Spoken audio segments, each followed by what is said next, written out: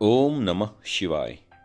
श्री शिवलीलामृत अध्याय 11. काश्मीर देशात भद्रसेन नावाचा राजा फार पूर्वी व त्याचा विश्वासू प्रधान राहत होते. या दोघांना पुत्ररत्न होते. ते दोघेही मित्र असून लहानपणापासून शिवभजनाची त्यांना आवड व ते विरक्त राहत असत. अंगाला भस्म व रुद्राक्ष घालणे त्यांना आवडत असे. हे पाहून राजा व प्रधान यांना चिंता पडली की पुढे यांचे काय होणार. एके दिवशी राजाकडे पराशर ऋषी आले. राजाने आपली चिंता पराशर ऋषींना सांगितली. ऋषींनी अंतर्ज्ञानाने पाहिले व ते म्हणाले की राजा, हे शिवभक्त का आहेत त्यांची एक पूर्वीची कथा तुम्हाला सांगतो. पूर्वी याच देशी नंदीग्रामी महानंदा नावाची एक वेश्या आई भाऊ समवेत राहत होती. तिने एक कोंबडा व एक माकड पाळले होते. तेच हे तुझा पुत्र सुधर्म व प्रधान पुत्र तारक तुमच्या पोटी जन्माला आले आहेत. कारण महानंदा ही शिवभक्त होती.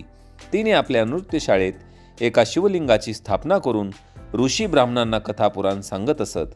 ते हे पूजाव्रत व कथा पुराण कोंबडा माकड यांच्या कानावर पडत असे. त्यांना तिच्याबरोबर शिवभजन घडत होते. एके दिवशी शंकरांनी तिची परीक्षा घेतली. सौदागराचा वेश घेऊन ते तिच्या घरी गेले. त्याचे रूप पाहून ती वेडावली व त्यांचे स्वागत करून 3 दिवस मी तुमचीच आहे म्हणून तिने सांगितले. याने आपले दिव्यलिंग तिच्याकडे दिले व चांगलं हा दिव्यलिंग ठेव, हा माझा प्राण आहे असे सांगितले. हे जर जळाले किंवा भंगले तर मी अग्निकाष्ट घेईल. तिने ते लिंग नृत्यशाळेत ठेवले. दोघे आसनी बसले. रात्री नृत्यशाळेला भगवान शंकरांनी अग्नी लावला व त्यामध्ये ते लिंग जळून भस्म झाले. ती धावत आली. प्रथम माकड व कोंबडा सोडला. ते वनात पळून गेले. पुढे सौदागराने अग्निकाष्ट घेतले. ही देखील सर्वस्वाचा त्याग करून अग्नीत उडी टाकली. तेवढ्यात भगवान शंकर प्रसन्न झाले व वर मागण्यास तिला सांगितले. तिने कुटुंबातील सर्वांसह नंदीग्रामी सर्वांचा उद्धार करा म्हणून विनंती केली. तिची ती इच्छा भगवान शंकरांनी पूर्ण केली. राजा, हे त्या कोंबडा आणि माकड यांना उत्तम जन्म मिळाले. ते सर्वांना शिवभजनाला लावतील. परंतु वाईट एवढेच आहे की ते आजपासून 7व्या दिवशी मृत्यू पावतील. पुढे ऋषींनी राजास रुद्राध्यायाचे पारायण कर म्हणून सांगितले. सहस्र घट स्थापन करून ब्राह्मण हस्ते रुद्रघोष घालून सेवा चालू केली. 7व्या दिवशी राजपुत्र बेशुद्ध पडला. तेव्हा पराशर ऋषींनी त्याच्या अंगावर रुद्रोदक शिंपडले. त्या योगे तो शुद्धीवर आला. सर्वांना आनंद झाला.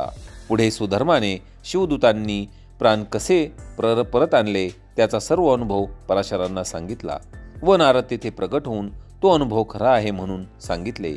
पुढे राजाने सुधर्माला गादीवर बसवले व प्रधानपुत्रास प्रधानपद दिले. तो प्रधानासह राजा वनात गेला व कालांतराने त्यांना शिवलोकाची प्राप्ती झाली. तर श्रोते हो, हा शिवलीलामृत अध्याय 11चा कथासार मी अगदी थोडक्यात तुम्हाला सांगितला आहे. याचा सविस्तर जो कथासार आहे मराठी स्वरूपात हा आपण येणाऱ्या पुढील व्हिडिओमध्ये पाहणार आहोत. तसेच ओवींसह या शिवलीलामृत अध्यायाचे आपण वाचन करणार आहोत.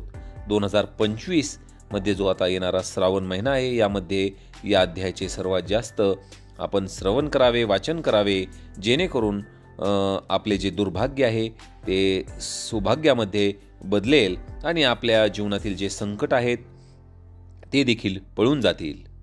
सर्वजण कमेंट्समध्ये ओम नमः शिवाय लिहायला विसरू नका. हर हर महादेव देखील आपण लिहू शकता. चॅनलवर नवीन असताल तर चॅनलला सबस्क्राईब करा आणि या मराठी भक्ती परिवाराचे सदस्य व्हा. ओम नमः शिवाय.